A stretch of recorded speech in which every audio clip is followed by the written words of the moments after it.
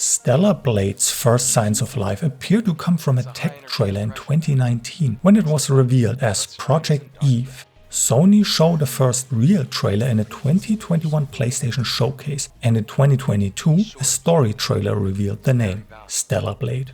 What initially looked like a dress-up meme game with a bit of fisticuffs turned out to be a top-notch action game with a compelling deep combat system. What also helped, of course, were the generally attractive visuals and female charms of the game's heroine. The latter is an endless source of clickbaity thumbnails. Wink wink. A PC demo was released in May 2025, and about 1 year later I actually noticed that. The final version for PC followed in June of 2025. And with that, hello and welcome to another Linux performance analysis. We're taking a look at the Stellar Blade demo on PC on Bazzite Linux. Since it's only a demo, access to levels is limited, and as such, so is what I can test and show. We all know about Eve's virtues, but how does she do on a Linux PC? Let me already put one fear to rest.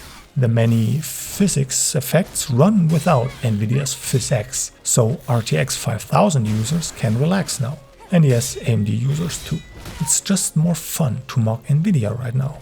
AMD isn't any better, I know. Back to the topic. The more important question we want to answer are how many FPS we can get and whether typical Unreal 4 issues intrude on the fun. As always, I'll briefly go over the hardware and software, and we'll look at the game launch and main menu before we dive into the performance.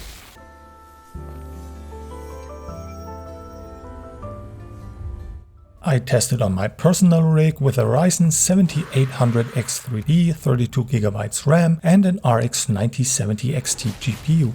Bazzite used kernel 6.17.7 and Mesa 2603.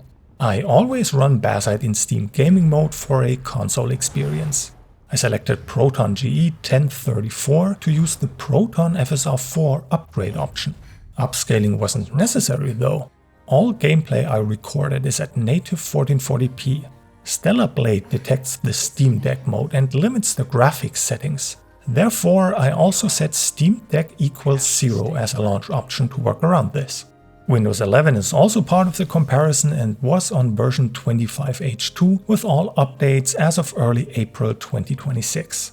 AMD's Adrenalin driver was on version 26.3.1. Now let's jump to the game's launch experience and main menu.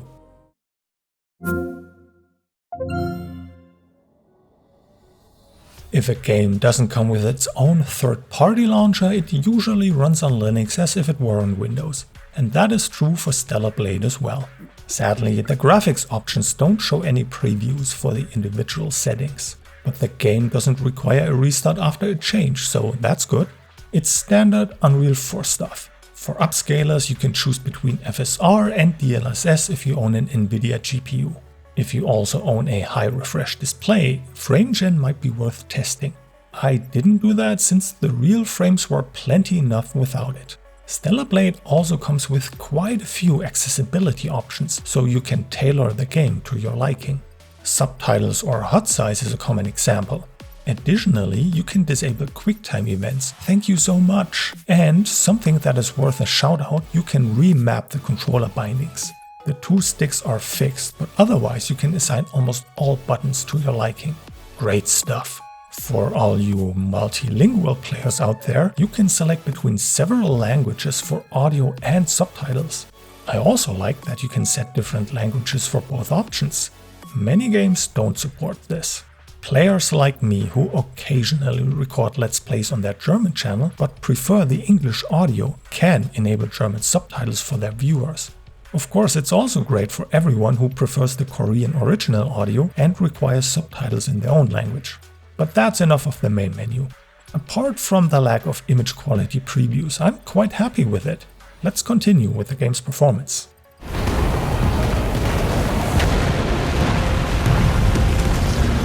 I already showed some gameplay at the start of the video from the first real level, and there will be more at the end.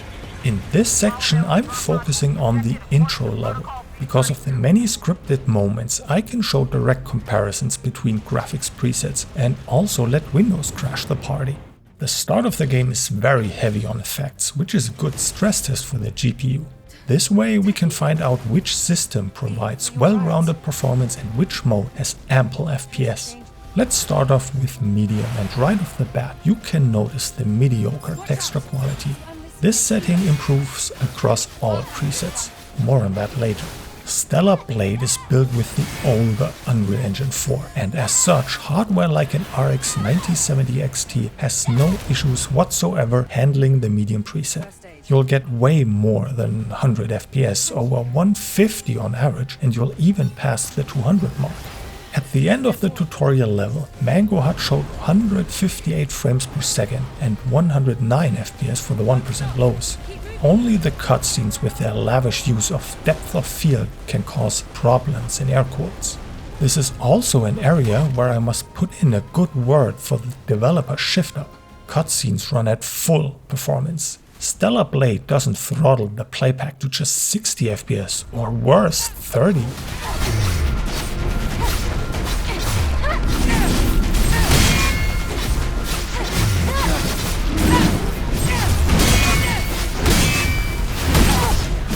Now it's time to put the medium and high presets side by side and see what nicer curves cost us.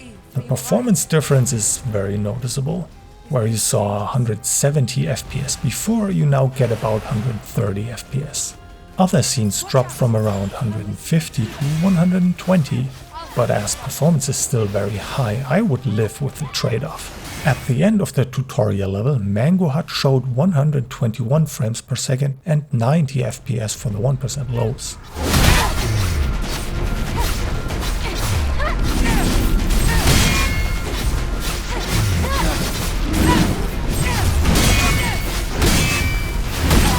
That only leaves us with the very high preset, and the drop in performance is minimal, as is the gain in visual fidelity.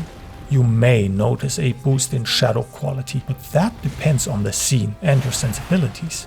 What you will definitely notice is another boost in texture quality, especially in cutscenes. When we look at screenshots in a moment, you'll see it more clearly. At the end of the tutorial level, Mangohud showed 160 frames per second and 87 FPS for the 1% lows.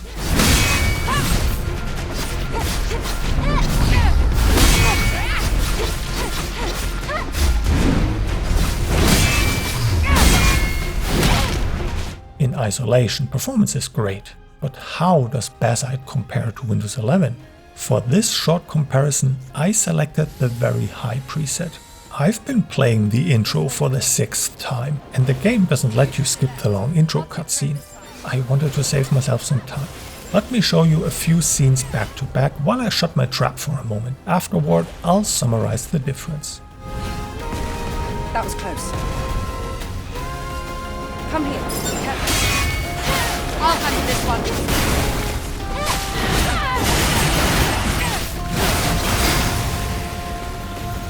Watch out!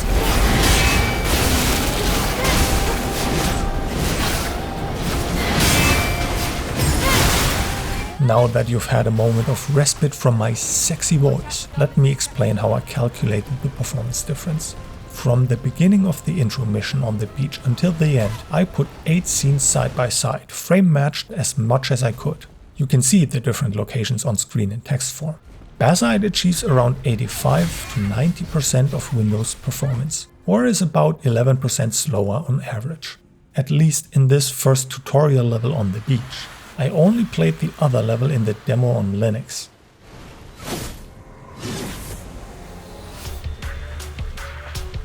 Since we already compared Linux and Windows in motion, we can concentrate on the image quality of the presets. For the intro level, I only have screenshots of the recordings I did, which were in medium, high and very high. If I'm honest, I only see big changes in the texture quality, and even that is only really noticeable on enemies or Eve's outfit. Otherwise, I couldn't see much of a difference on the beach.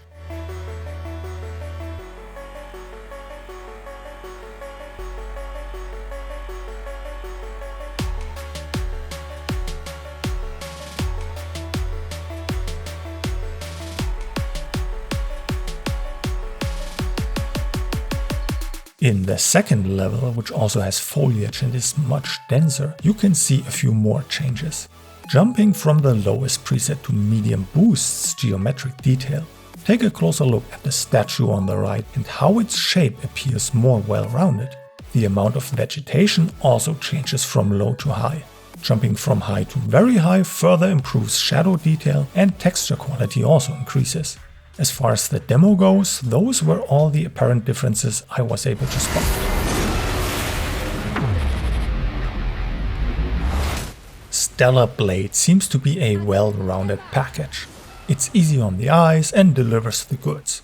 The adventure glides with a glistening, oil-smooth finish, as fluid as the breathtakingly contoured curves of a mountain landscape.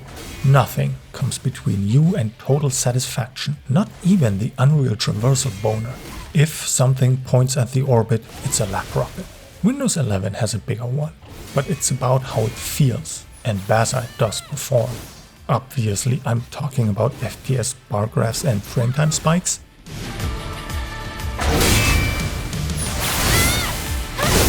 One cool feature in the demo is a so-called boss challenge, which lets you test your mettle against one of the later bosses. In terms of performance, it's the same behavior we have already seen. The game runs perfectly smooth and you won't feel the slightly lower FPS compared to Windows. I had no crashes or visual glitches and loading time seemed reasonable. Again, I cannot vouch for the rest of the game, the demo is too short for that. If you're in the mood for more Eve but think your joystick isn't steadfast enough for her, fret not. Stellar Blade has a story mode. If you struggle with difficult combat, you can lower the difficulty. Stellar Blade is still challenging, but even wimps like me can play the game this way. I think this was a great decision on the developer's part.